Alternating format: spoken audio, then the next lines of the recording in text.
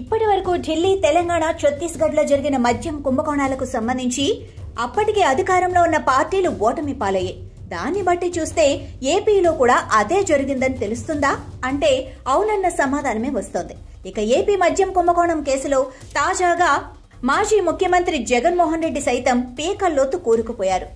ఈయన పార్టీ పరిస్థితి కూడా అంతేనా అంటే అవుననే చెప్పాల్సి ఉందంటున్నారు విశ్లేషకులు.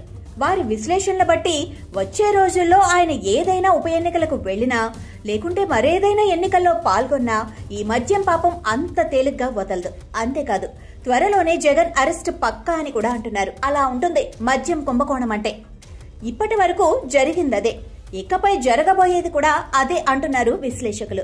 దానికి తోడు మిగిలిన రాష్ట్రాలకు ఏపీకి ఉన్న మరో పెద్ద తేడా, డిస్అడ్వాంటేజ్ ఏంటంటే ఆంధ్రప్రదేశ్ లో కల్తీ నాసిరకం మద్యం తాగి ఎందరో చనిపోయారు, మరెందరో అనారోగ్యం పాలయ్యారు.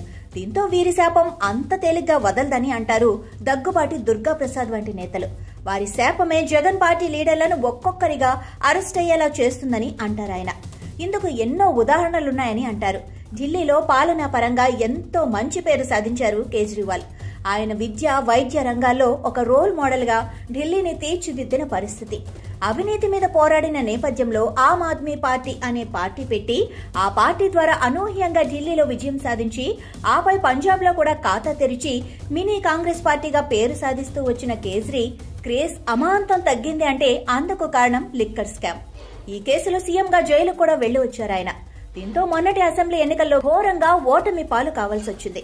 ఇక అదే ఢిల్లీ లిక్కర్ స్కామ్ లో చిక్కిన కల్వకుంట్ల కవిత ఆ టైంలో బీఆర్ఎస్ పార్టీ నేత, ఎమ్మెల్సీ. ఇప్పుడు అదే పార్టీలో అదే హోదాలో ఉన్నారు. కానీ అప్పుడు మరింత డీప్ గా ఆ పార్టీ ప్రతినిధిగా పనిచేశారు. ఒక సమయంలో కవితను అరెస్టు చేయకుంటే బీజేపీ, బీఆర్ఎస్ మధ్య సంబంధ బాంధవ్యాలుంటాయని కూడా విశ్వేశ్వరరెడ్డి వంటి వారు కామెంట్ చేయడంతో అది నిజమేనని నమ్మిన జనం కేసీఆర్ ఫ్యామిలీని గత ఎన్నికలలో ఓడించి ప్రతిపక్షానికి పరిమితం చేశారు. అంటే మందుకు మంచింగ్లా, మందుకు చెందిన స్కాముల్లో చిక్కిన వారు డెఫినెట్ గా ఓడిపోతారు అనటానికి మనకు దగ్గరలోనే ఇన్నేసి ఉదాహరణలున్నాయి. వారు తప్పక అరెస్ట్ అవుతారన్న మాట కూడా ప్రచారంలో ఉంది. ఇక ఛత్తీస్గఢ్ మద్యం కుంభకోణం 2019-2022 మధ్య జరిగిన లిక్కర్ స్కామ్ కారణంగా చైతన్య బఘేల్ తండ్రి భూపేష్ బఘేల్ ఘోరంగా ఓడిపోయారు. 1500 కోట్ల రూపాయల ఈ స్కామ్ వల్ల రాష్ట్ర వ్యాప్తంగా పార్టీకి చెడ్డ పేరు వచ్చింది. తర్వాత ఎన్నికల్లో కాంగ్రెస్ ఇక్కడ ఓటమి పాలు కావాల్సి వచ్చింది. ఈ స్కామ్ కి, ఏపీ లిక్కర్ స్కామ్ కి ఎన్నో పోలికలుంటాయి. అక్కడ ఇక్కడ మనీ లాండరింగ్ కి సంబంధించిన అనేక ఆనవాళ్లు కనిపిస్తాయి. కాబట్టి జగన్ రెడ్డికి గడ్డు కాలమే అంటున్నారు చాలా మంది.